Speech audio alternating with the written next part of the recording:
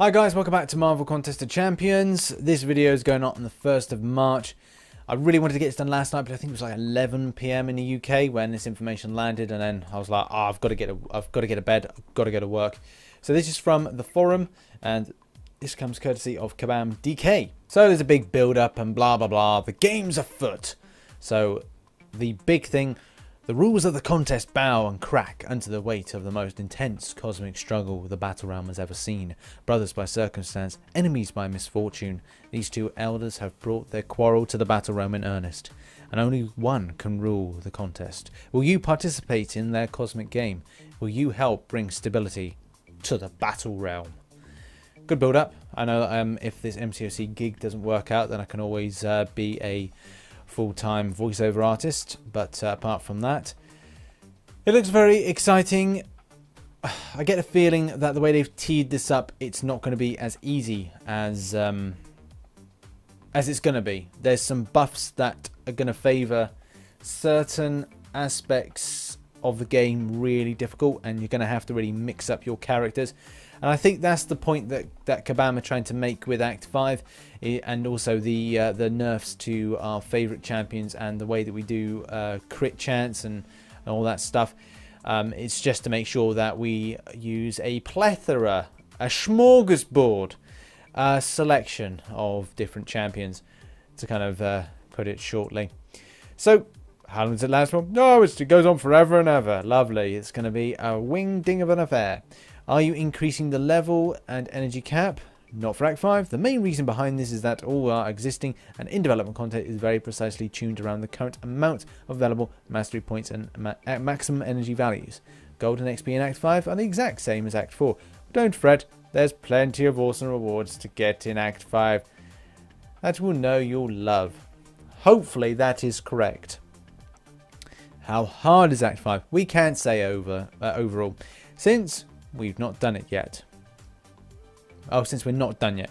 But if you can't finish master difficulty for the month event quest, you're gonna have a bad time. It's really hard, but it's definitely not impossible, and it's not designed to be impossible.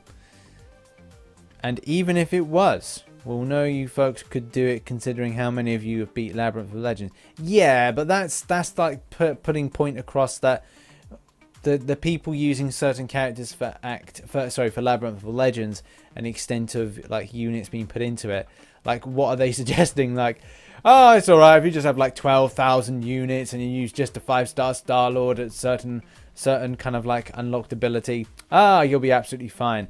Yes, because not everyone in the game has exactly what it was that got them through the Labyrinth of Legends, apart from that particular champion and skill.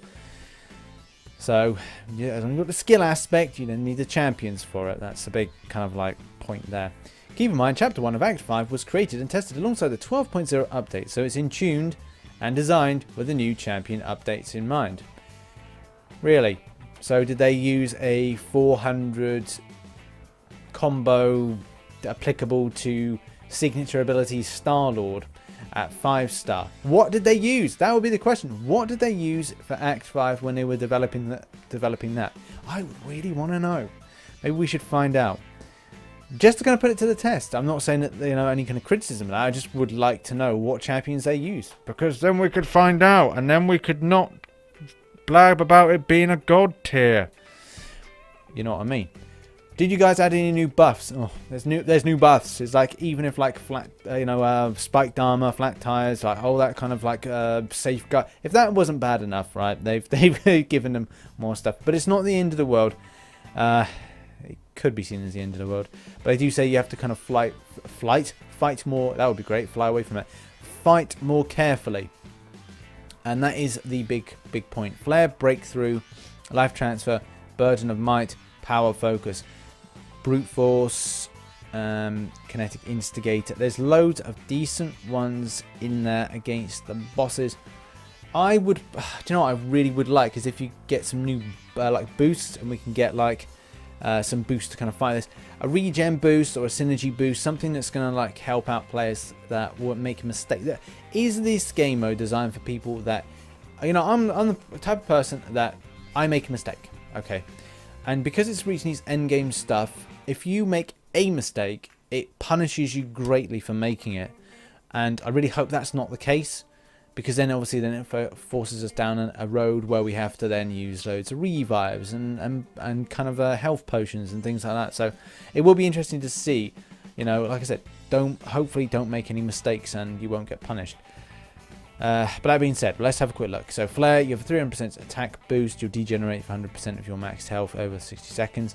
I'm guessing this is for the boss, or is this for you? Is it applied to you? Must be. Oh, that's not going to be interesting. Breakthrough Champion. The boss has 5,000 plus armor rating. Oh, sugars. Every time you land a hit, you reduce an armor rating by 100 permanently. Well, that's good, but then obviously, well, it depends on the enemy that you're facing off against. Like, if it's going to be an easy champion to... I mean, if it's something like... it wouldn't be Colossus. No. But if it was a champion that then, you know, it's like... you have to hit, you hit, and then it's like reduced by 100. So, what's that? Like... God, 50 hits? Yeah, 50 hit combo? Meh, can happen. That could be alright, that's fine. All subsequent hits continue to apply the same reduction to the boss base armor rating. Good.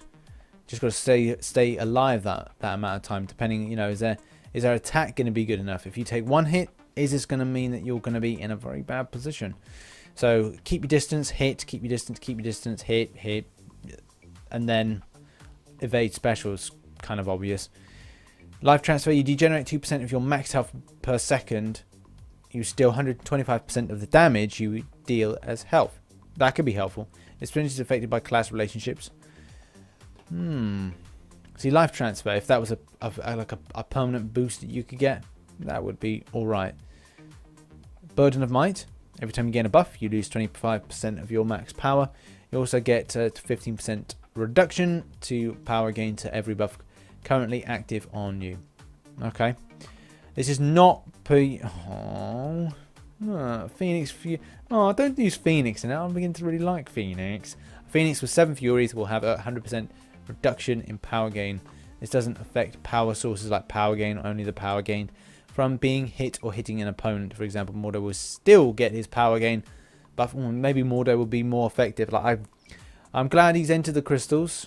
I know people were saying that maybe I should have waited for my 4-star ones, but look what I got. I only got Phoenix out of that. That was a new character and 2 Star-Lords, you know. Not like I'm bragging about that. Power focus. I think these are all just kind of very intricate things that are going to be difficult to... You gain increased critical rate equivalent to 25% of your max power you currently have. For example, if you're 100% of your max power, you have a 25% chance to increase your critical rate. And if you have 40% of your max power, you will have a 10% chance critical rate. Well, that's good, especially if you're going to apply something with Gwen. I keep calling her Gwen Stacy. Well, to me, she is Gwen Stacy. Spider Gwen. And then brute force. If you've not landed a hit in 6 seconds, you begin to suffer a degeneration that deals 100%. Oh god, so it's all about attack. You got to attack, right? Generation per second, disadvantage for 5% health per second, base 3.3% max health per second, disadvantage 1.6 health per second. Landing a single hit on an opponent, the boss will reset his timer and remove any degenerating effects. Oh, maybe heavy attacks on this. It's hard to say. You're gonna have to work quickly though. It's a bit disappointing that you're gonna be focused on getting this done. Kinetic Instigator. When you strike a blocking opponent, the boss, you gain the same amount of power as you would normally when hitting an opponent. Helpful. Very helpful indeed. What am I getting from Act 5? Now, these are some great rewards. We'll have a look at that in a minute. How will Legends work for Act 5? Legends won't be calculated for Act 5 until Chapter 4 is released, so you don't need to worry about being the first completely master Chapter 1. Unless you're really into that. We can't give any concrete details right now. Yeah, I'm not going for Legend. I'm not really interested in it. But these are rewards. So Chapter 1 completion is 400 5-star crystal shards, which is 4% for crystal. Good that they've put that. 2 tier 4 generic catalysts. I think they mean basics. 10 times tier 4 class catalyst fragment crystals. Helpful. 800 4-star crystal shards, 40% of crystal. 130 units. Chapter 1 Exploration, 600 5-star crystal shards, 1 tier 4 class catalyst crystal, 20 tier 4 class catalyst fragment crystals, 1200 4-star crystal shards, 6% of crystal, 1 generic 4-star awakening gem, 240 units, and 10 4-star signature stones. Not bad, not amazing, but I think there's a good point here. Someone says that why no tier 2 alphas for a reward, which is kind of important because, yeah, I know you can somewhat get them, but at the same time, it would be nice just to kind of, you know, have that in the prizes. Hopefully they get this sorted, but I can imagine this will be chapter 2, chapter 3, chapter 4 would be the big juicy tomato of prizes to be given out. At the moment, I'm a little bit kind of concerned about the extent of the buffs, which are going to be a little bit interesting. Some are going to be very easy once you know what you're facing off against to then plan your type of your attack or who you're using. And different characters, yeah, mix them up, but it won't be all about Scarlet Witch and the crit team anymore. It will be about being a little bit more kind of adventurous with your champions. So I'm gonna go and do my roster reboot. If you didn't know what I'm talking about, roster reboot, then have a look at the video that says roster reboot, and it's all about what I'm testing to see where I'm going with my chosen champions. I'm not saying that you should follow suit and do what I'm doing. I'm just saying what you should do is try and test these characters on certain things in certain areas, whether you use them on master mode, in heroic, in alliance wars, and attack and defense. What has changed in them? Have they improved? Have they not improved? Are you getting to grips with them? Are you not? Anyway, excited for Act 5. This is going to be great. It's going to be interesting. It's going to be a little bit scary, but I'm sure that it's going to be a good act, and a good act to follow after Act 4. So anyway, thanks very much for watching this video. I've been Rich the Man. The information about this is found in the description below. This is from the forum. And follow me for my Marvel Contest of Champions content. Couldn't say that properly, could I? Marvel Contest of Champions content by hitting that subscribe button. Follow me on social media. The link is in the description. And as always, I shall catch you on the flip side. Bye-bye for now.